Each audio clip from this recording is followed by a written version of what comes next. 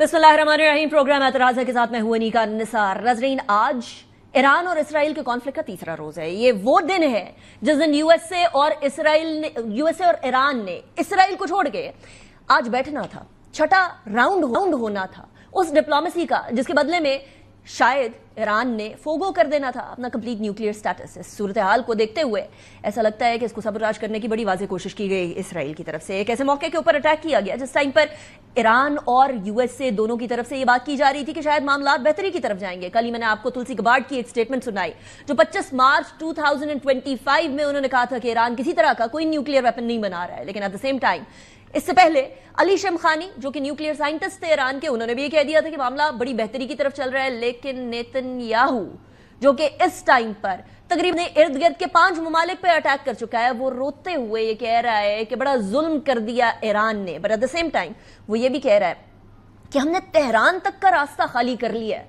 अब तेहरान तक का रास्ता खाली हो गया है तो सबक सिखाएंगे ईरान को। क्या कह रहे जरा सुन।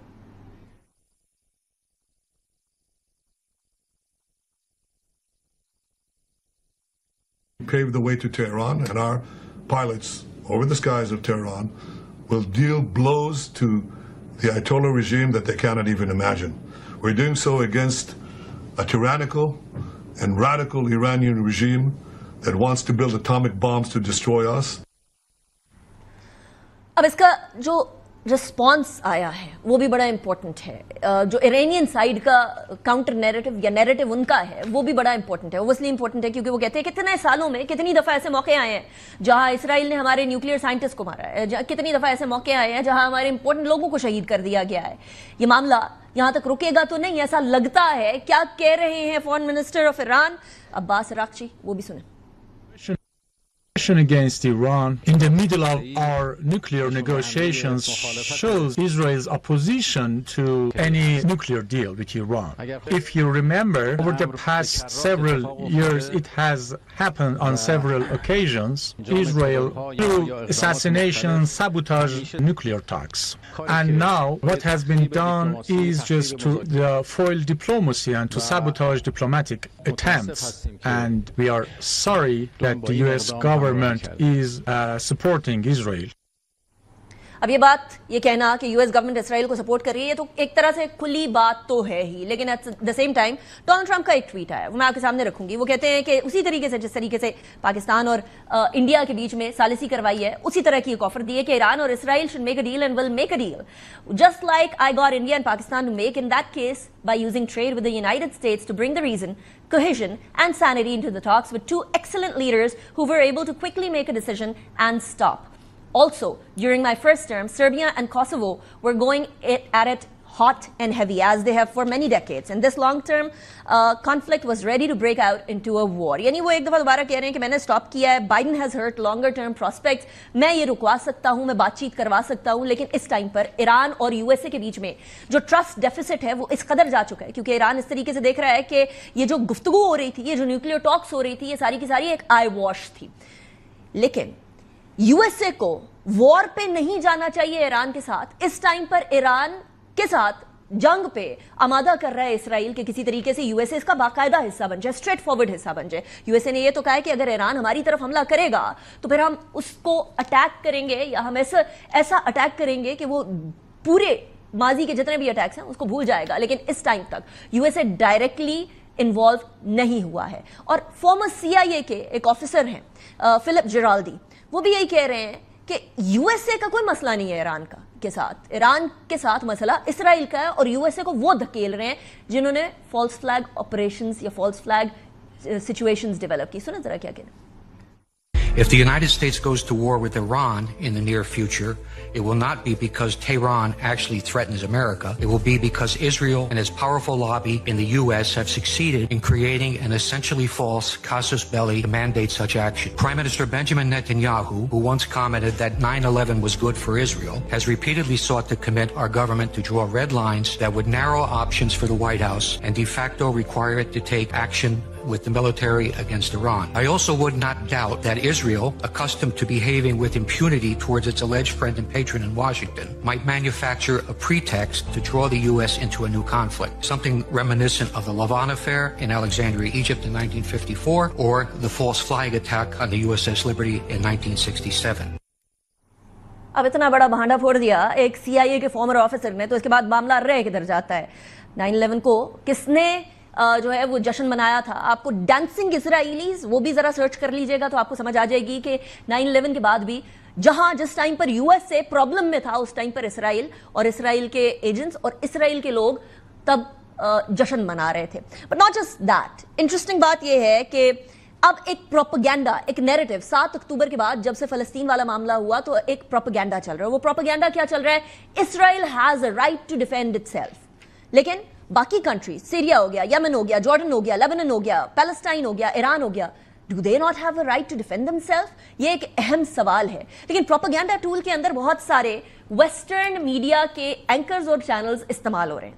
इन तमाम सिचुएशन में इस पूरे प्रोपेगेंडा में एक नाम बड़ा सरे फहरिस्त है और वो है यल्दा हकीम का. अफगानी डिसेंट की यल्दा हकीम, जिन्होंने इंडिया और पाकिस्तान के मामले में भी हमेशा इंडिया का साथ दिया और बीजेपी के लोगों से बड़ी कुर्बत है उनकी. इस बार वो एक इरानियन प्रोफेसर को काइंड ऑफ होनन रेनन करने की कोशिश करती रही, लेकिन इरानियन प्रोफेसर सैयद मोहम्मद मरांदी ने ताबड़तोड़ हमले किए यल्दा हकीम की ऑब्जेक्टिविटी पे. वो नैरेटिव साइड को भी एक तरह से पाश कर दिया. सुने. Did Iran majorly miscalculate? According to your narrative, Iran always miscalculates. It's a regime. I heard the regime 20 times in the last 10 minutes as I was listening. This propaganda that you're producing is only justifying aggression. You after all, you work for Sky News. But how do you know that the Israeli regime had bases inside Iran? You're just repeating their propaganda. अब कुछ और चीजें वो मैं आपको साथ साथ सुनाती जाऊंगी ड्यूरिंग दिस शो, लेकिन इस टाइम पर कुछ बहुत इंपॉर्टेंट कॉन्टैक्ट्स हो रहे हैं. और वो इंपॉर्टेंट कॉन्टैक्ट्स ये हैं कि टर्की के प्रेसिडेंट एर्दोआन ने कॉन्टैक्ट किया है डोनाल्ड ट्रंप को, डोनाल्ड ट्रंप ने कॉन्टैक्ट किया है सदर पुतिन को रशिया के. इसके अलावा एर्दोआन और इरानियन प्रेसिडेंट में बात हुई है. पाकिस्तान भी बहुत एक्टिवली डिप्लोमेटिकली डिफरेंट ममालिक को रीच आउट कर रहा है. मोहम्मद बिन सलमान, शहजादा मोहम्मद बिन सलमान ऑफ सऊदी अरेबिया, उनकी बात हुई है इरानियन प्रेसिडेंट के साथ और साथ ही उन्हीं की बात हुई है तुर्की के सदर एर्दोआन के साथ भी. इसके अलावा चाइनीज फॉरेन मिनिस्टर और इरानियन फॉरेन मिनिस्टर, इन दोनों की आपस में बातचीत हुई है. कतरी अमीर की बात हुई है इरानियन प्रेसिडेंट मसूद पेजेश्कियां के साथ. नॉट जस्ट दैट, शहबाज शरीफ साहब ने एर्दोआन से भी बात की है, इरानियन प्रेसिडेंट से भी बात की है, मसूद पेजेश्कियां साहब से. इंटरेस्टिंग बात इन सारी सिचुएशंस में ये है कि जब तक ईरान ने रिटेलिएट नहीं किया था तब तक सारे ईरान को मोरद इल्जाम ठहरा रहे थे. लेकिन जैसे ईरान ने रिटेलिएट किया तो ट्रंप ने भी ऑफर कर दी कि मैं डील करा सकता हूं. इस टाइम पे जर्मनी की तरफ से ये स्टेटमेंट आई है कि जर्मनी, फ्रांस और यूके ये सब मिलकर ईरान के साथ बातचीत करने को तैयार हैं. साथ रशिया ने भी, जब ट्रंप और पुतिन की बात हुई तो उसने भी कह दिया कि मैं भी एक किरदार अदा करने को तैयार हूं. तो रिटेलिएशन क्या नया नॉर्म बनता जा रहा है? यूनाइटेड नेशंस किधर है? वो अमन के अलमबरदार किधर हैं? वो सब चीजें किधर गई जो कवानीन, इंटरनेशनल कवानीन बनाकर सब ममालिक को उसमें ताबे करना था? ये बात तो फलस्तीन वाले भी यूएन में पूछ चुके थे कि क्या इसराइल के लिए कोई और यूएन चार्टर है और बाकी दुनिया के लिए कोई और? इस हवाले से बात करेंगे डिप्लोमेटिक साइड पर भी और लीगल साइड पर भी. हमारे साथ जो मेहमान मौजूद है मैं उनका तारुफ करवाऊंगी. एम्बेसडर एजाज अहमद चौधरी साहब हमारे साथ मौजूद हैं, साबिक सेक्रेटरी खारजा है पाकिस्तान के. बहुत शुक्रिया एम्बेसडर साहब for joining me in the programme. It's a pleasure having you. Ahmad Bilal सूफी साहब हमारे साथ मौजूद हैं, इंटरनेशनल लॉ के एक्सपर्ट हैं. बहुत शुक्रिया अहमद बिलाल सूफी साहब for joining me in the programme as well. Ahmad साहब आपसे स्टार्ट करूंगी, उसके बाद मैं एम्बेसडर साहब की तरफ भी जाऊंगी. एक तो यूएन चार्टर है और यूएन बना ही वर्ल्ड वॉर 2 के बाद इसलिए था ताकि दोबारा इस तरह की सिचुएशन ना आए कि ममालिक एक दूसरे के ऊपर दागते रहें, हमले करते रहें एंड बाकी सारे खामोश तमाशाई बने रहें. This was supposed to be the place जहां मामलात को हल किया जाए. लेकिन फलस्तीन के मामले में भी, लेबनान पे अटैक्स के मामले में भी, यानी एनीथिंग रिलेटेड टू इसराइल, उसमें तो बड़े बुरे तरीके से यूएन फेल हो गया है. आपको लगता है कि अब कोई लीगल रेमेडी रह गई है इसराइल को काबू करने के लिए? जी, रेमेडी तो इस तरह से कि एक है इंटरनेशनल लॉ का नॉर्मेटिव डिसिप्लिन, यानी कि बैनुल अक़वामी कानून क्या कहता है, और एक है उसकी इम्प्लीमेंटेशन के वेन्यूज़ जहाँ वो इम्प्लीमेंट होगा. جو نارمیٹیو انٹرنیشنل لا ہے وہ بیسیکلی اس کا فنکشن یہ ہے کہ وہ پیمانہ آئیڈینٹیفائی کرتا ہے جس کی بنیاد پر ریاستوں کا کنڈکٹ غیر قانونی یا قانونی کے طور پر ڈٹرمن ہو جاتا ہے، یا ڈٹرمن وہ ڈسپلن کرتا ہے کہ یہ جو عمل ہوا ہے یہ انٹرنیشنل لا کی ٹریٹی کی کنونشن کی وائلیشن میں ہے۔ انٹرنیشنل لا کے نقطہ نظر سے جو اس کے ایکسپرٹس ہیں، جو اس کا لکھا ہوا قانون ہے، جو چارٹر کا ٹیکسٹ ہے، اس کے علاوہ بے شمار اور قوانین ہیں، اس کے حوالے سے اسرائیل کا جو یہ ایکشن ہے یہ بین الاقوامی قانون کی وائلیشن ہے۔ اب قانون جو ہے یاد رکھیے وہ کوئی زندہ مخلوق کا نام نہیں ہے، وہ لکھا ہوا کاغذ پہ ایک چیز ہے، لیکن وہ اس چیز کی وضاحت کر کے دنیا بھر کو ایک پیمانے کی بنیاد پر یہ واضح میسج دے دیتا ہے تمام ممالک کو کہ یہ عمل غیر قانونی ہے۔ اب ان ممالک پر ہے کہ وہ پولیٹیکلی الائن ہو کر کوئی ایسا لیگل فریم ورک بنائیں، لیگل فریم ورک نہ بھی بنائیں، کوئی ایسے اقدامات کریں، کاؤنٹر میجرز کریں جس کی وجہ سے جو زیادتی کرنے والا ملک ہے وہ ڈٹر ہو، اس کی حوصلہ شکنی ہو، یا کچھ ایسی رکاوٹیں اس کے سامنے آ جائے، کوئی ایسی مشکلات اسے فیس کرنی ہو جس کی وجہ سے وہ باز و ممنوع رہے۔ تو یہ اب دنیا بھر کے ممالک کے اوپر مبنی ہے کہ وہ اس چیز کو کیسے لے کر آگے چلتے ہیں۔ UN جنرل اسمبلی میں بھی اس کو ایگزامن کیا جا سکتا ہے کہ تمام ممبران، اور اس وقت آلموسٹ یونیورسل کنسنسس ہے کہ یہ جو حملے ہیں یہ انٹرنیشنل لا کی وائلیشن میں آپ کو نظر آتے ہیں، اور یہ کنسنسس نہ صرف ممالک کا ہے جو ان کی آفیشل سٹیٹمنٹس میں ہے، پاکستان کی سٹیٹمنٹ دیکھیے، سعودی عربیہ کی دیکھیے، چائنا کی دیکھیے، کسی اور ملک کی اٹھا لیں، بلکہ جو انٹرنیشنل لا کے ایکسپرٹس ہیں وہ بھی یہی کہہ رہے ہیں۔ تو میں سمجھتا ہوں یہ بات ڈٹرمن ہونا بھی از خود ایک بہت بڑی ایک کامیابی ہے جس کی وجہ سے لوگوں میں یہ پرسیپشن، اور پھر وہ ایک مومنٹم بنتا ہے سوشل میڈیا پر لوگوں کے موقف کی وجہ سے پریشر حکومتوں پر پڑتا ہے جو پڑتا نظر آ رہا ہے، اور اسی لیے جس طرح آپ نے انٹرو میں کہا کہ اسی لیے اب بات چیت کرنے کی آفرز آ رہی ہیں، یہ آفرز پہلے نہیں آ رہی تھی اور نہ ہی ان کے بارے میں کوئی سیریسلی لے رہا تھا۔ حالانکہ ایران کا جو اپنا ذاتی کانڈکٹ ہے یونائٹڈ نیشنز کے فریم ورک میں وہ جنرلی کمپلائنٹ کا ہے۔ ایران کی بابت کچھ شکایات ضرور ہو سکتی ہیں ایکسٹرا ٹیریٹوریل انٹرونشنز وغیرہ کی، اس کو وہ اپنی جگہ، لیکن جہاں تک انریچمنٹ کا ایشو ہے اس میں ایران نے سیف گارڈ اگریمنٹس تمام کی کمپلائنس کرتے ہوئے نظر آیا ہے، اور اگر کوئی شکایت تھی تو اس کا طریقہ یہ تھا کہ آئیے سیکیورٹی کاؤنسل کو ریفرنس بھیجتا، صرف قرارداد پاس کر کے نہ رکتا بلکہ ریفرنس بھیجتا، پر سیکیورٹی کاؤنسل پہ یہ تھا کہ وہ کس نوعیت کے اقدامات یک طرفہ کسی ملک کو آتھرائز کرتا ہے، یک طرفہ اقدامات، یک طرفہ attack is against international law. It is against international law. It has been against international law for the past 2 years. لیکن مسئلہ وہیں آتا ہے کہ جب UNSC کوئی ریزولوشن پاس کرنے لگتی ہے تو ایک ہی ہاتھ اٹھتا ہے، اور وہ اٹھتا ہے USA کا۔ جب تک ویٹو پاور ان کے ساتھ ہوگی تو what can be done۔ یہاں سب سے امپورٹنٹ فیلڈ آتی ہے ایمبیسڈر اعزاز چودھری صاحب آپ کی، وہ ہے ڈپلومیسی کی فیلڈ، اور ڈپلومیسی کی فیلڈ انفارچونیٹلی کچھ عرصے سے ہم دیکھ رہے ہیں وہ ڈریون ہے by military, I mean by defence. جب تک کوئی ریٹیلیٹ کرتا ہے تو ایک دم سے ڈپلومیسی بھی ایکٹیو ہو جاتی ہے، لیکن جب تک کوئی ریٹیلیٹ نہیں کرتا اس کو انڈر ڈاگ کی طرح ٹریٹ کرتے ہوئے اس کو بلی کیا جاتا ہے۔ پاکستان کے ساتھ انڈیا نے کرنے کی کوشش کی، ایران کے ساتھ اسرائیل نے کرنے کی کوشش کی۔ تو یہ کس قسم کا ہم لوگ رول بنا رہے ہیں کہ آپ اپنے حساب سے، یعنی کوئی کمزور ہے تو پھر اس کے لیے ڈپلومیٹک کور بھی کوئی نہیں ہے؟ جی بہت شکریہ۔ بالکل نہیں ہے کوئی بھی۔ آپ کو پتا ہے کہ ہے جرم ضعیفی کی سزا مرگ مفاجات، کمزوری کی سزا سڈن ڈیتھ ہوتی ہے، اور یہ آج کل تو دنیا ایک ایسے دور میں داخل ہو گئی ہے کہ کہاں کوئی قانون، کوئی قاعدہ نہیں رہ گیا۔ دیکھیں نا، سب سے پہلے تو جارحیت اسرائیل کر رہا ہے، روز لوگوں کو مار رہا ہے وہاں پہ غزہ میں، اور یہاں اسرائیل نے ہی اٹیک کیا، اس کے اوپر کسی نے کچھ کہا اس کو؟ یا ہندوستان نے جب 7 مئی کو پاکستان پہ اٹیک کیا تو کسی نے کچھ کہا؟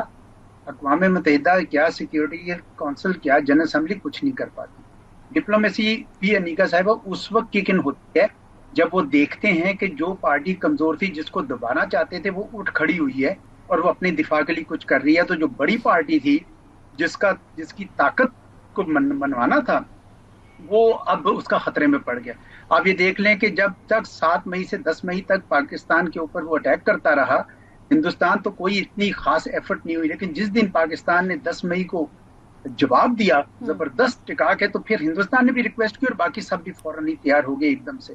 یہی حال یہاں پہ بھی ہو رہا ہے۔ پہلے یہ خیال تھا کہ جب انہوں نے حملہ کیا اسرائیل نے ایران کے اوپر، تو اس وقت تو میں نے کوئی ایسا نہیں دیکھا ان کی خاطر، یہ تو کہہ رہے تھے کہ انتظار کر رہے تھے کہ دیکھتے ہیں جی کیا ہوتا ہے جی۔ امریکہ بھی یہی سوچ رہا تھا کہ یہ آخری موقع ہے، اتوار تک آپ ڈیل کر لیجئے، گویا وہ اس کو لیوریج کر رہے تھے اسرائیلی اسٹرائک کو اپنے لیے ایران کو دبانے کے لیے. تو اس وقت بہت سارے لوگوں کا خیال تھا, میں نے خود اپنے گروپس میں دیکھا, کسی نے انگریزی میں کہا it's all over for Iran, یہ بھی میں نے پڑھا. تو میں یہ سمجھتا ہوں کہ یہ جب ایران نے جواب دیا, پہلے ایک بار جواب دیا, پھر دوسری بار جواب دیا, تب ان کو تھوڑا سا احساس ہوا اور ایک دم سے آپ نے دیکھا کہ ڈپلومیسی بھی ایکٹیو ہو گئی. تو کیا انٹرنیشنل لا, کیا ڈپلومیسی, یہ سب کا سب گراؤنڈ سچویشن کے اوپر ڈیپینڈ کرتے ہیں. اگر ایران میں یہ استطاعت ہے کہ وہ اسرائیل کی جارحیت کا جواب دے سکتا ہے, تو آپ دیکھیں گے کہ فیصلہ جو ہے نا پھر یہ ڈپلومیسی کام آ جائے گی. اگر ایران نہ دے سکا بدقسمتی سے, تو پھر ایران کے خلاف فیصلے ہوں گے. یہ زمینی حقائق ہیں جو ذرا تلخ ہیں آج کل, کیونکہ آج کل کے دور میں کوئی انٹرنیشنل آرڈر نہیں رہا, کوئی انٹرنیشنل لا نہیں رہا, صرف طاقت کی زبان سمجھی جاتی ہے. اور اسی لیے شکر الحمدللہ کہ پاکستان نے وہ استطاعت پیدا کی تھی, اور میرا خیال ہے کہ ایران کے پاس بھی وہ استطاعت ہے کہ اسرائیل کی جارحیت کا مقابلہ کر سکے. اچھا, اب کیونکہ امبیسڈر صاحب آپ نے ڈپلومیسی کی بات کی ہے, تو along with this let's add another perspective to it. Donald Trump we all know کہ وہ بننا چاہتے ہوئے ایک کائنڈ آف مسایا کہ میں نے سب ایشوز کو جو ہے ریزالو کروایا ہے, پاکستان ایران کے ایشو کو ریزالو کرایا, سربیا کوسوو کے ایشو کو وہ بڑے پراؤڈلی بتا رہے ہیں. اب وہ ایران اور اسرائیل کے ایشو کو بھی اسی طریقے سے سالو کروانا چاہتے ہیں. ڈو یو تھنک کہ ایسی کوئی کسی قسم کی سولوشن کی طرف وہ جا سکیں گے, کنسیڈرنگ کہ پاکستان بھی اچھا بچہ تھا, انڈیا بھی اچھا بچہ تھا کائنڈ آف, لیکن یہاں اسرائیل بہت ضدی بچہ ہے. اب اس ضدی بچے کا کیا کریں جو کہ امی ابو کی بات بھی نہیں سنتا اور اٹیک پہ اٹیک کیا جاتا. لیکن یہ ایسا ضدی بچہ ہے جس کی مکمل طور پر پشت پناہی امریکہ کر رہا ہے, اس میں کوئی دو رائے یا دو شک کچھ نہیں ہونا چاہیے. اور اس لیے ڈونلڈ ٹرمپ نے پہلے کوشش کی ہے ان کو بتانے کی. ڈونلڈ ٹرمپ صاحب نے ایک بڑی لمبی بات چیت کی, خود کہہ رہے تھے, ان کو سمجھانے کی کوشش کی آپ اٹیک نہ کریں, ہم ان کے ساتھ ڈیل کر رہے ہیں. ایران تو تیار تھا ڈیل کے لیے, پہلے بھی انہوں نے کی تھی, یہ تو ڈونلڈ ٹرمپ صاحب نے 2018 میں اس سے ہاتھ کھینچ لیا تھا. اب بھی ایران تیار تھا, کیونکہ ان کے راہبر نے کہا تھا کہ آپ نیوکلیر بم نہ بنائیں, تو اس وقت تک تو وہ تیار تھے. لیکن جب اسرائیل نے یہ کیا اور یہ کہا کہ جناب وہ تو چند مہینے دور ہے, میں تو کرنا چاہتا ہوں, تو میرا خیال ہے کہ اس وقت تو ڈونلڈ ٹرمپ صاحب خاموش ہو گئے. لیکن جب ادھر سے جواب آیا تو انہوں نے دیکھا یہ تو نہ ڈیل ملی اور نہ یہ اسرائیل جو ہے ان کے اوپر کوئی پریویل کر سکا ہے, تو اس کے بعد اب دوبارہ ایکٹیو ہو گئے ہیں کہ جناب میں کسی کے ڈیل کراتا ہوں. اب جی رائٹ. اچھا احمد صاحب, بابا بلے شاہ نے ایک بڑا اچھا شعر کیا تھا, it completely fits on a lot of things. 4 کتاباں اتو لتھیاں نالے لتھا ڈنڈا, 4 کتاباں کچھ نہ کیتیاں سب کچھ کیتا ڈنڈا. یعنی یو این کے چارٹر کو دیکھ لے, Vienna convention, Geneva convention, international humanitarian laws, all of them seem to be very good on paper, لیکن جب تک امپلیمنٹیشن نہیں ہوگی, جیسے international court of ICC, international court of justice, international court of criminal court, انہوں نے جب declare کر دیا نیتن یاہو کو کرمنل, تب بھی بہت سارے ویسٹرن ممالک نے کہا کہ نہیں, وی ڈونٹ کیئر, ہم تو نیتن یاہو کو آنے دیں گے, we are going to let them roam free, ہم نہیں اریسٹ کریں گے. تو یہ والی سچویشن کو کیسے کیٹر کیا جا سکتا ہے پریکٹیکلی؟ جی دیکھیے, انٹرنیشنل لا یا for that matter domestic law میں جب آپ کوئی بھی ریلیف کورٹ میں یا کسی فورم پہ لینے جاتے ہیں تو ایبسلیوٹ ریلیف کبھی بھی اس طرح سے نہیں ملتا جس طرح سے ایک لیٹیگنٹ پارٹی چاہتی ہے. ایک فریق کی جو خواہش ہوتی ہے وہ ریلیف میں کنورٹ 100% نہیں ہو سکتی, چاہے اس کی جو بھی خواہش ہو. اب لیکن بہرحال کچھ اہم پیش رفت ہیں, اس کو اب بالکل منہا نہیں کر سکتے کہ یہ چیزیں ایگزسٹ نہیں کرتی. اب انٹرنیشنل کرمنل کورٹ کا جو قیام ہے وہ امریکہ کی مخالفت کے باوجود وجود میں آیا, کیونکہ ڈیولپنگ کنٹریز اکٹھی ہو گئیں اور ان کا خیال تھا کہ ہمارے ایک کورٹ چاہیے جہاں انڈیویجول کمانڈرز کو, انڈیویجول ہیڈز آف اسٹیٹس کو وہاں پر پروسیکیوٹ کر سکیں for individual liability on crimes against peace and crime against humanity and war crimes etcetera. تو وہ کورٹ بن گیا, اس کے ججز لگ گئے, اس میں پروسیکیوٹر آ گیا, اور اس کے بعد مزید پیش رفت ہوئی. انہوں نے کئی ہیڈز آف اسٹیٹ کے خلاف وارنٹ ایشو کیے, پروسیڈنگز ٹیک اپ کی, کئی ایسے ایشوز تھے جو وار کرائمز کی زمرے میں انویسٹیگیشنز کھولی. افغانستان میں ایون امریکن فورسز کے اوپر انکوائریز شروع کی, UK کے فورسز پہ کی. آپ ان کی ویب سائٹ پہ جا کر ان کے کام کی نوعیت کو دیکھیے. اور اس کے بعد پھر انہوں نے نیتن یاہو کو اس میں لانا, یعنی کہ وارنٹ تک پہنچنے کا مرحلہ بہت سارے پروسیجرل مرحلوں سے گزرنے کے بعد وارنٹ ایشو ہوتا ہے. تو اس کو بھی ہمیں انڈرمائن نہیں کرنا چاہیے کہ کنسنسس بیس بہرحال کچھ فورمز ہیں جن میں اتنی سخت ہے کہ وہ پھر بھی جو لیگل اسائنمنٹ ان کو ملی ہے وہ دے سکتے ہیں. اب ICC کے پاس کوئی کورٹ کوئی فوج نہیں ہے، تو اس نے جو اپنے معاہدے ملکوں کے ساتھ کیے ان معاہدوں کے تحت کئی ممالک نے یہ اسٹیٹمنٹ دی ہے کہ اگر یہ جن کے خلاف وارنٹ ہے ہم انہیں گرفتار کریں گے. تو میں سمجھتا ہوں یہ از خود ایک بہت بڑی پیش رفت ہے. تو اس کو ایبسولوٹ سینس میں ہر چیز کو دیکھنا مناسب نہیں ہوگا، خاص طور پہ جو بین الاقوامی قوانین کا فریم ورک ہوتا ہے. لیکن اس میں ہم کسٹم دیکھتے ہیں کہ ریاستیں جو ہے کس جانب زیادہ کھڑی ہیں، کس طرف جھکاؤ ہے، کس لیگل پرنسپل کو وہ ایڈہر کر رہی ہیں، اور وہ لیگل پرنسپل پر آہستہ آہستہ ایک قوت بننا شروع ہو جاتا ہے، اس کا ایک فریم ورک بنتا ہے. دوسری میں آپ کو ایک مثال دوں، 1982 law of the sea convention, یعنی کہ جب 82 میں law of the sea convention بنا، امریکہ اس کا مخالف، امریکہ نے اس کو سائن بھی نہیں کیا کیونکہ سمندری حدود کی جو آزادی تھی وہ محدود ہو رہی تھی کنونشن کہ ہر ملک کو 200 ناٹیکل مائل، 12 ناٹیکل مائل، 350 ناٹیکل مائل. وہ پھر بھی بنا 10 سال اس کی نیگوسیشن.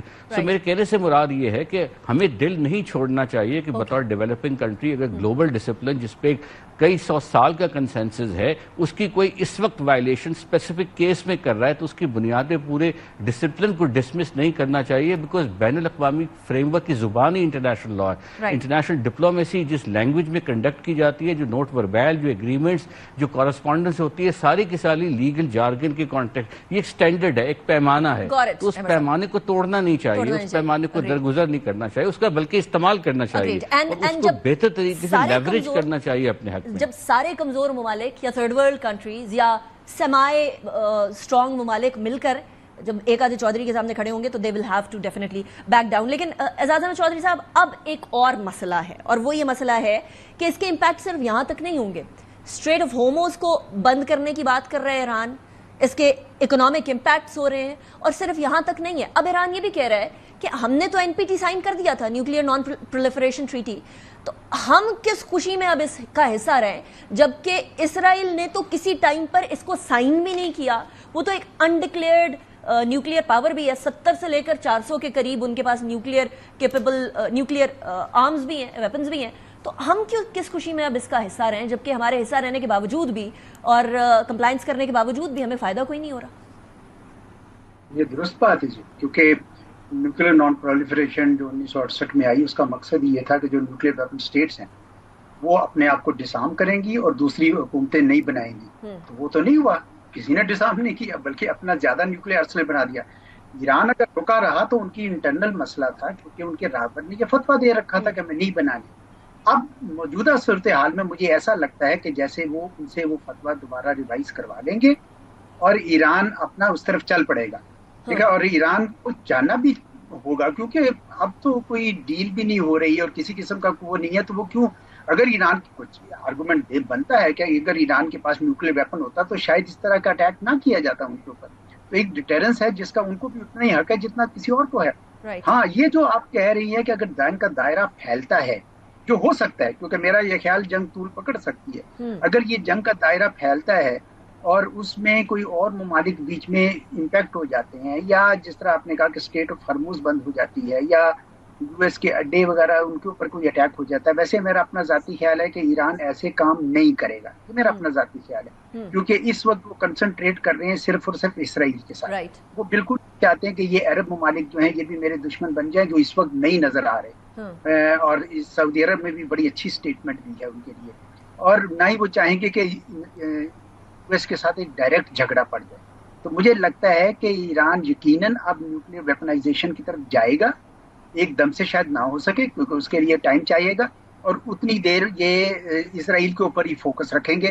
میرا نہیں خیال کہ یہ جنگ کو زیادہ پھیلائیں گے، لیکن اگر ایسا پھیل جاتا ہے تو آپ کی بات صحیح ہے کہ پھر بہت بڑا امپیکٹ ساری دنیا پہ آئے گا. ویسے بھی تیل کی قیمتوں پہ تو آلریڈی آنا شروع ہو گیا ہے، لیکن اگر اسٹیٹ جی پھر تو اور بھی زیادہ پھیل جائے گا جنگ کا دائرہ. ویسے ایران کی کوشش ہوگی کہ ویسے طول پکڑے، جنگ کا دائرہ نہ پھیلے. دیکھیں، یاد رکھیں ایران جو ہے نا پچھلے 45 سال سے حالت جنگ میں ہے امریکہ کی سینکشنز کے خلاف. اس کے علاوہ 10 سال کی ایران عراق وار بھی لڑی ہوئی ہے. تو وہ ریزیلینس ہے ان کے اندر. اگر ان کے اندر وہ استطاعت ہوئی جو ابھی تک یہ دکھا رہے ہیں کہ ان کے پاس وہ ہے، اور یہ رہی، تو پھر میرا خیال ہے کہ اس وقت جو بیٹل آف نروز چل رہی ہے دونوں ملکوں میں، اس میں شاید ایران جیت جائے. نروز کی بیٹل یہ ہے کہ ایران یہ چاہتا ہے کہ اسرائیل کے جو لوگ ہیں وہ اس خوف و ہراس میں اس طریقے سے رہیں کہ وہ نتن یاہو کو تبدیل کر دیں. ویسے ہی وہ غیر مقبول ہو رہا ہے. اور وہ بھی یہ چاہتا ہے کہ ایران کی جو رجیم ہے اس کے خلاف جو جتنے ایلیمنٹس ہیں ان کو اتنا ابھارا جائے کہ Iran. This is a very important point. Ambassador Azad Ahmed Chaudhry صاحب, احمد رفیع صاحب, thank you very much. ایک اور جو انکشاف ابھی تھوڑے دیر پہلے ہوا ہے وہ یہ ہے کہ آیت اللہ خامنائی کو جو ہے وہ ان کے مرڈر کا پلان اسرائیل بنا رہا تھا, وہ اس کا انکشاف ہوا ہے. So that is also very alarming. ابھی بریک کی طرف جائیں گے, کچھ ڈیفینس ایسپیکٹ کی بھی بات کریں گے اس پوری سچویشن کے بارے میں. ذرا انڈیا پاکستان اور ایران اسرائیل کی سچویشن کو ہلکا سے کمپیئر بھی کریں گے. See you after the break. Welcome back after break. اب صورتحال کچھ دنیا میں ایسی پیدا ہو گئی ہے کہ ڈپلومیسی کی آفر بھی تب آتی ہے جب آپ ریٹیلیشن کرتے ہیں. آپ ذرا پاکستان اور انڈیا کے تناظر میں دیکھیے, جب تک پاکستان نے رسپونڈ کیا تھا, ریٹیلیٹ نہیں کیا تھا, تب تک یو ایس اے کی طرف سے پبلک سٹیٹمنٹس جو آ رہی تھی, اندر خانے جو بات ہو رہی تھی اس کو سائڈ پہ چھوڑ کے جو پبلک سٹیٹمنٹس آ رہی تھی وہ یہ تھی کہ پاکستان اور بھارت کا معاملہ ہے, ان کو آپس میں طے کرنے دیں, اس کے اندر یو ایس اے کا کوئی لینا دینا نہیں ہے. لیکن جیسے ہی پاکستان نے ریٹیلیٹری اسٹرائکس کی تو اس کے فوری بعد سیز فائر کی کوششوں کو بڑا ایکٹیولی پرسو کیا جانے لگا یو ایس اے کی طرف سے, باقی ممالک کی طرف سے بھی. اسی طریقے سے اسرائیل اور ایران کے بیچ میں جو معاملہ ہو رہا ہے اس میں بھی کچھ اسی طرح کی صورتحال نظر آ رہی تھی کہ جب تک ایران نے ریٹیلیٹ نہیں کیا, جب تک نشانے داغے نہیں اسرائیل میں, تب تک دنیا اگنور کر رہی تھی. لیکن اب بہت سارے ممالک ایکٹیویٹ ہو چکے ہیں, جو میں نے انٹرو میں بھی بتایا کہ یہ تمام ممالک اب ایران کو کہہ رہے ہیں کہ آئیے مل کر بیٹھے اور کوئی ڈیل کرتے ہیں تاکہ ریجنل سٹیبلٹی انسٹیبلٹی میں تبدیل نہ ہو جائے. اسی حوالے سے ہمارے ساتھ بات کرنے کے لیے لیفٹیننٹ جنرل ریٹائرڈ عامر ریاض صاحب موجود ہیں. پریزیڈنٹ این ڈی یو رہ چکے ہیں, کور کمانڈر لاہور اور کوئٹہ دونوں رہ چکے ہیں, ایسٹرن ویسٹرن سائڈ دونوں کو سمجھتے ہیں. جنرل صاحب, thank you very much for joining me in the program, it's a pleasure having you. General صاحب, سملیرٹیز اور ڈفرینسز کیا دیکھ رہے ہیں اس پوری صورتحال میں؟ ایک طرف انڈیا پاکستان, دوسری طرف ایران اور اسرائیل, اور ساتھ ہی کیا اب یہ نیو نارمل بن گیا دنیا کا کہ جب تک کوئی ریٹیلیٹ نہیں کرے گا, جب تک کوئی منہ توڑ جواب نہیں دے گا, تب تک ڈپلومیسی کی آفر بھی نہیں آئے گی؟ بسم اللہ الرحمن الرحیم. First of all thank you very much for having me here. اچھا, اس میں دو تین چیزیں, کچھ سملیرٹیز ہیں اور کچھ there are differences between the two conflicts. Similarity یہ ہے کہ انڈیا نے بھی اور اسرائیل کی طرح یونیلیٹرلی ایکٹ کیا, انٹرنیشنل لا کو وائلیٹ کیا, رولز بیسڈ آرڈر کو کمپلیٹلی وائلیٹ کیا, and they violated Pakistan's territorial integrity and sovereignty as جس طرح اسرائیل نے ایران کی territorial integrity and sovereignty کو violate کیا against all norms of international law. تو یہاں تک تو similarity ہے. اس کے بعد obviously جب 6/7 کی رات کو انڈینز نے they struck Pakistan's defensive maneuver was very strong. And وہ اس وقت ہی پتہ چل گیا تھا دنیا کو کہ it is going in the wrong direction. Secondly, بہت امپورٹنٹ ڈفرینس یہ ہے, both are declared nuclear states, and when Pakistan retaliated, آپ کو یہ معلوم ہونا چاہیے بہت کوشش ہوتی رہی ان بٹوین, لیکن یہ پاکستان کا ڈاکٹرن ہے that we have to retaliate. They attacked our civilians, they attacked in mainland Pakistan. Pakistan نے ریٹیلیٹ واپس کرنا تھا اور فل فورس سے کرنا تھا, اینڈ اے ناچ اپ کرنا تھا, which Pakistan did. And therefore the world found out that this is going in a very different direction. اور یہ اس کے آگے اگر گیا تو then it can reach a level of escalation which is unbearable for not only India, Pakistan, but for everybody in the world. So they had to intervene, اور اچھا ہوا at the right time it was done. And alhamdulillah, Pakistan finished it on the top, and the deterrence was re-established. And this is not a new normal. This is actually a new abnormal. So might be that part, itna jo hissa tha India ne, they might have taken it from the Israeli playbook. And coming now to Israel, Iran. Dekhiye, it is just 2-3 days old conflict. It has been brewing for a long time. West, United States, Israel کو تھوڑی دیر کے لیے چھوڑتے ہیں, دے all have been trying کہ کسی طریقے سے ایران کے ساتھ ایک نیوکلیئر ایگریمنٹ ہو جائے. اور ایک, اگر آپ کو یاد ہو تو پہلے ایک نیوکلیئر ایگریمنٹ ہوا, and that agreement was shelved in the previous Trump administration, اور اس کے بعد سے چیزیں آہستہ آہستہ ایسکلیٹ ہوتی رہی. And as far as Israel is concerned, تو اسرائیل کی تو یہ اسٹیٹڈ پالیسی ہے, اس نے آج سے نہیں, وہ 10-12 سال ہو گئے, اس سے بھی زیادہ ہو گیا. They have been saying this, that any country in the region, if it goes nuclear, particularly and a Muslim country, if it goes nuclear, it poses a threat to Israel. اب یہ پرسیوڈ تھریٹ ہے یا real threat ہے یا وہ جو وہ کرنا چاہتے ہیں ان کے اوور آل ڈیزائن میں which is to make a greater Israel, this seems like a threat to them. تو ان کو ایران کے ساتھ تو یہ بالکل کلیئر ان کا ڈیفائنڈ ایشو تھا. اینڈ لائک وائز ایران نے بھی اپنے آپ کو پریپیئر کیا تھا. ایران کی preparation was not out of the ordinary. عامر صاحب وہ تو we are able to see, thankfully we are able to see کہ ریٹیلیشن ہوئی ہے اور اس کے بعد پھر ایٹ لیسٹ وہ test of their own medicine والی سچویشن بھی اسرائیل کی طرف آئی ہے. لیکن دوسری طرف اب جب یہ معاملہ 2-3 دن گزر گئے ہیں اور آج کے دن پر وہ 6th راؤنڈ ہونا تھا جو یو ایس اے اور ایران کے بیچ میں ہونا تھا نیوکلیئر ٹاکس کا, this was the day, today was the day, اور اس سے چند دن پہلے 2 دن پہلے 3 دن پہلے اسرائیل کا یہ والا اٹیک.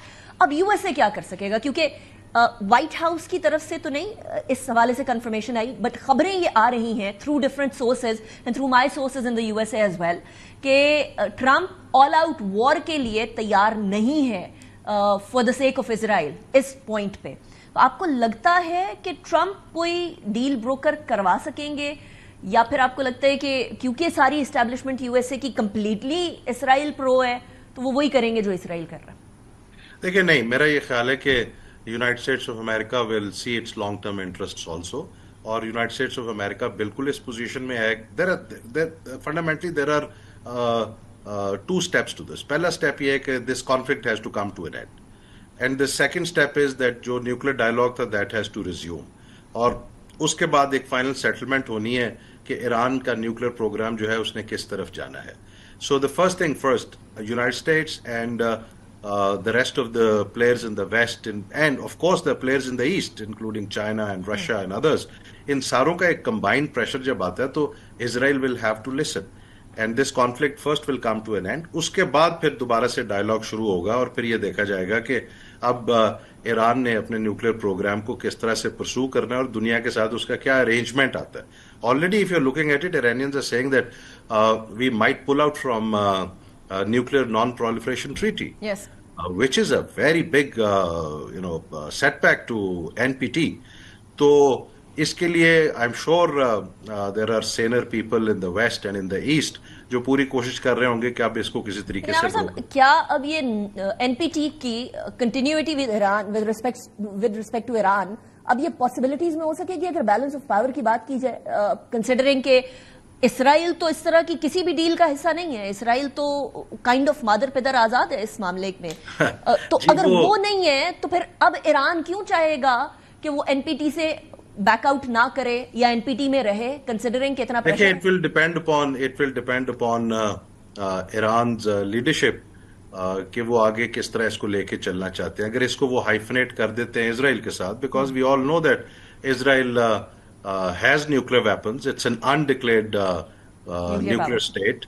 تو اگر اس کو وہ ہائفنیٹ کر دیتے ہیں ایران اس کے اسرائیل کے ساتھ کہ جی Israel is a transgressor, Israel is an aggressor, it has attacked Iran اور violating all international norms, so therefore there is a need to bring Israel also into non-proliferation regime. اب that will complicate affairs. اس کو تھوڑا سا zoom in کرتے ہیں عامر صاحب.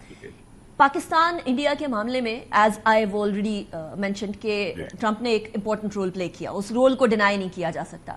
اب یہاں بروکر کرانے میں ٹرمپ نے جو آفر کی ہے کہ ایران اور اسرائیل کی ڈیل بھی کرا سکتا ہوں یا ایران اور اسرائیل کے بیچ میں بھی معاملات کو سیٹل کرا سکتا ہوں, how do you see that? دیکھیے میں نے پہلے بھی کہا کہ کرا تو سکتے ہیں. United States of America has a lot of influence on Israel. Israel جب سے بنا ہے اس وقت سے لے کے ابھی تک پرنسپلی اس کا جو مین سپورٹر ہے, ڈسپائٹ دا فیکٹ کہ اس کی وجہ سے بڑی ہزیمت اٹھانی پڑی ہے امریکہ کو بھی ویسٹ کو بھی ریسنٹلی فار لاسٹ 2 years, جس طرح سے اسرائیل نے بہیو کیا violating all international norms, morality and what have you, جس طرح کا ظلم انہوں نے کیا غازہ میں. And they have started openly talking about throwing people out of Gaza and saying کہ جی کسی اور ملک میں جا کے پیلسٹین بنانا ہے تو بنا لیں. So if that is the mindset and that is a movement towards kind of greater Israel, اس کو برداشت کرتے رہے ہیں, تو اب یونائٹڈ اسٹیٹس اور ویسٹ کے اوپر ایک مورل پریشر بھی ہے. تو اس مورل پریشر کو اور and then there is a geopolitical issue also. پھر ایک اور چیز یاد رکھیے, Israel is a very small country in terms of territory. And despite the fact کہ انہوں نے بڑا پہلی ایک اسٹرائکس میں بہت ڈیمیج کیا ایران کی کیپیبلٹی کو, but the Iranians still retaliated and now the retaliation is becoming more effective. So اس کا ایک اپنا امپیکٹ ہے on the psycho social system that Israel has, اور اس کا impact then travels right up to America and the West.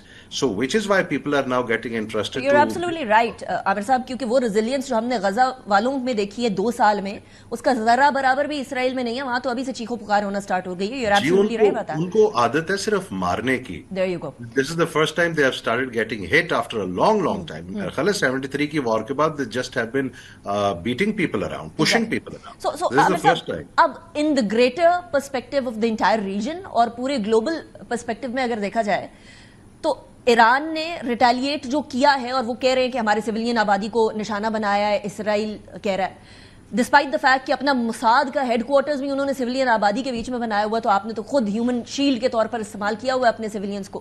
لیکن having said that, وہ کہتے ہیں اسرائیل سیز کہ اگر ہماری ایک بلڈنگ گرائیں گے تو ہم آگے 100 بلڈنگز گرائیں گے ایران کی.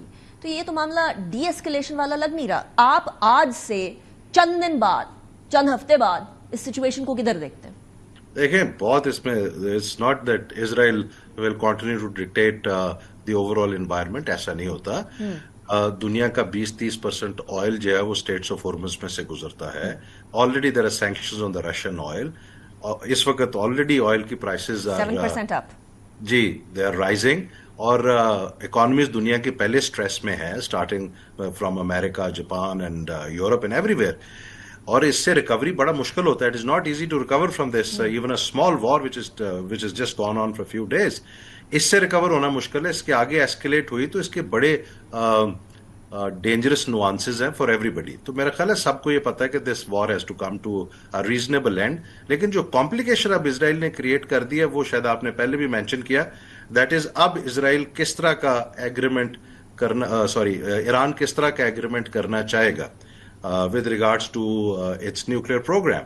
یہ بہت کمپلیکیٹ کر دیا ہے. میرا خیال ہے اگر تھوڑا وزڈم ہوتا لوگوں میں تو وہ شاید اسرائیل کو یہ کرنے نہ دیتے. Now that they've done it, تو یہ تو بالکل کلیئر انہوں نے ایک کیسس بلائی دے دیا ایران کو to pursue a program which guarantees its national security. Absolutely. Jain Saab, thank you very much for joining me in the program. It was a pleasure having you. یہ اب ایک پاس دینے کے مترادف ہو گیا ہے. یہ اسرائیل نے خود شروع کیا ہے ایک معاملہ جو بڑے آرام سے سالو ہو رہا تھا. نیوکلیئر سائنٹسٹ ایران کے علی شمخانی, انہوں نے خود اناؤنس کر دیا تھا. اس کے باوجود بھی going ahead with this is a guaranteed certification کہ اسرائیل کسی بھی طریقے سے امن نہیں چاہتا. بریک کی طرف جائیں گے, بریک کے بعد واپس آتے ہیں اور اس کے اکنامک امپیکٹس ہو رہے ہیں. ابھی سے اکنامک امپیکٹس آنا سٹارٹ ہو گئے اور پاکستان ابھی ریکور کر کے ہٹا ہے, ابھی بجٹ پیش کیا ہے. اس کے بعد کیا ہوگا, پاکستان کس طریقے سے امپیکٹ ہوگا, بات کریں گے بریک کے بعد. Welcome back after break. اب ذرا اکنامک سائڈ پہ بھی بات کرتے ہیں. ابھی آلریڈی تیل کی قیمتیں عالمی سطح کے اوپر 7% بڑھ گئی ہیں, اس لیے کیونکہ ایران اور اسرائیل کے درمیان جو معاملات چل رہے ہیں یہ صرف اور صرف ریجنل سٹیبلٹی کو امپیکٹ نہیں کریں گے, یہ سیاست کو امپیکٹ نہیں کریں گے, یہ ہر چیز کو امپیکٹ کریں گے. اور کل ہی تہران کے اندر یہ کنسیڈریشن چل رہی تھی کہ اسٹریٹ آف ہارموز کو بند کر دیا جائے گا. ہارموز آئل کی ترسیل کا ایک بہت اہم جو ہے وہ راستہ ہے, اور اگر یہ بند ہو جاتا ہے تو پورے دنیا کے اندر آئل کے پہنچانے کے جو اس کی ترسیل کا طریقہ کار گڑبڑ میں پڑ جائے گا. اور پاکستان کے اوپر ڈائریکٹ امپیکٹ ہو رہا ہے. پاکستان نے ایک کمیٹی بھی بنا دی ہے جو اکنامک فال آؤٹ ہوگا اسرائیل اور ایران کے کانفلکٹ پہ, پاکستان پہ کیا امپیکٹ ہوگا اس کے اوپر آلریڈی ایک کمیٹی پاکستان نے تشکیل دے دی ہے. ہم نے ابھی بجٹ پیش کیا ہے, ابھی ہمارا بجٹ پاس نہیں ہوا ہے, اس پہ کیا امپیکٹ ہو سکتے ہیں, اس حوالے سے بھی بات کریں گے. ڈاکٹر خاقان نجیب صاحب ہمارے ساتھ موجود ہے, he is an economist. Thank you very much doctor صاحب for joining me in the programme. Doctor صاحب, آپ نے گورنمنٹ کو بھی بڑا قریب سے دیکھا ہے کہ گورنمنٹ میں کس طریقے سے چیزیں چلتی ہیں, اور آبویسلی اس ٹائم پر ہم نے بجٹ پیش کیا ہے, اس کے اندر ہم نے پیٹرولیم لیوی بھی رکھی تھی. اب تو پیٹرولیم مصنوعات کی قیمتیں بڑھتی چلی جا رہی ہیں اور 7% کا ابھی جمپ ہے. اگر تو ایران اسٹریٹ آف ہارموز کو بند کر دیتا ہے ڈاکٹر صاحب, پھر تو یہ امپیکٹ مینی فولڈز ہو جائے گا, اور ایران اس کو بڑے سیریسلی کنسیڈر بھی کر رہا ہے. سو پاکستان کے اوپر کیا امپیکٹ ہوتا ہے وہ دیکھ رہے ہیں آپ. جب بجٹ انیکا صاحبہ پریزنٹ ہوا تھا تو میں کہتا تھا کہ ایک بینائن انوائرمنٹ ضرور ہے. انٹرنیشنل آئل کی پرائس جو ہے وہ $60-62 کے قریب تھی. 5 مئی اس سال بجٹ جو پاکستان خرید رہا تھا تیل, جو اس وقت تیل کی قیمت تھی وہ آپ حیران ہوں گی, واز ایٹ $57. وہاں سے جو سفر ہے وہ $73 کا آج اس $16 یا 30% ہائر. سو آپ یہی دیکھ لیجئے کہ گلوبلی پرائس کتنی بڑی ہے. پاکستان تقریباً 80% کے قریب جو اپنی مانگ ہے وہ باہر سے پوری کرتا ہے, تو آپ کی انفلیشن پر ایک ڈائریکٹ امپیکٹ آ جاتا ہے. آپ نے یہ بھی دیکھا ہے کہ جب بجٹ آیا ہے تو تھوڑا سا روپیہ بھی جو ہے 280-279 پہ بڑا سٹیبل تھا, آج 283 پلس پہ چلا گیا ہے, تو آپ نے 1% کا وہاں پہ بھی ویکنس دیکھی ہے. تیسری چیز 78 روپے کی لیوی ہے, 2.5 روپے تو اس پہ 1 جولائی کو لگ جاتا ہے ایک کاربن ٹیکس, پلس اس کا جو اماؤنٹ ہے اگلے سال وہ 300 ارب چونکہ زیادہ رکھا گیا ہے تو اس کو کلیکٹ کرنا پڑے گا, تو اس کے لیے بھی اس کو 78 روپے کی موومنٹ کرنی پڑے گی. آج رات بھی آئی ریئلی ہوپ کہ جو منیمم پرائس چینج ہے وہ آن دی اپ سائڈ ہی ہوگا, ڈاؤن سائڈ تو نہیں ہو سکتا. نہیں, وہ اپ سائڈ ہی ہے. ڈاکٹر صاحب, کل ہی میں گورنمنٹ سورسز سے بات کر رہی تھی تو انہوں نے کنفرم کر دیا تھا کہ پیٹرولیم کی قیمتیں بڑھنے والی ہیں. سو آج رات پیٹرولیم کی قیمتیں بڑھ رہی ہیں. پاکستان کی اکانومی انیکا صاحبہ $55, $65, ایون ایٹ $70-75 بڑی سٹیبل رہتی ہے, کیونکہ جو امپورٹ کا وہ پریشر ہے وہ ہمارے بیرونی خسارے پہ نہیں آتا. But once you go past $80 یا آپ اس کو ہٹ کرنا شروع کرتے ہیں تو جو پریشر ہے, جو کرنٹ اکاؤنٹ ہے, یعنی کہ میرے خیال ہے $1 کی موومنٹ تقریباً سالانہ کی بنیاد پر $150 ملین کا امپورٹ بل پاکستان کا بڑھاتی ہیں. تو آپ خود سوچ سکتے ہیں کہ $10 مینز $1.5 ارب. ایک اور مسئلہ بھی ہے یہاں پاکستان, اور contrary to what it should be doing, ہم لوگ سولر پینلز کی امپورٹ کے اوپر بھی جو ہے انکریز دا ڈیوٹی, کنسیڈرنگ کہ ایک تو ہماری امپورٹ پیٹرولیم مصنوعات کی بہت زیادہ ہے, اور اب یہ امپیکٹ ڈائریکٹلی ہمارے امپورٹ بل پہ پڑے گا, جو ہم کرنٹ اکاؤنٹ ڈیفیسٹ سے کرنٹ اکاؤنٹ سرپلس میں گئے ہیں, ہمارا فسکل ڈیفیسٹ فسکل سرپلس کے اندر, یہ ساری چیزیں تو ریورس ہوتی ہوئی نظر آئیں گی پھر اف دس ہیپنس. اور دوسری طرف ہم لوگ سولر پینلز کے امپورٹ کے اوپر بھی مسئلہ کر رہے ہیں اور کہہ رہے ہیں لوکلی پروڈیوس کریں, اس کے اندر ٹائم لگے گا نا. سو یہ پالیسی اور وہ پالیسی آپس میں ایک دوسرے کو بیلنس بھی نہیں کر رہی ہیں. کیوں؟